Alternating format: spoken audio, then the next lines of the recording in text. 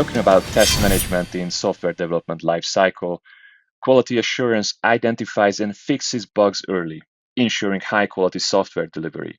By centralizing information and providing real-time visibility, it also improves collaboration and feedback loops within teams. Effective test management helps mitigate risks by catching defects throughout the development process, while also simplifying compliance by tracking tests and validating software requirements.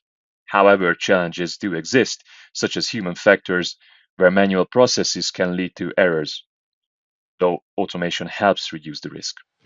Additionally, some tools may struggle with complex requirements or regulatory compliance, making it crucial to select the right test management solution.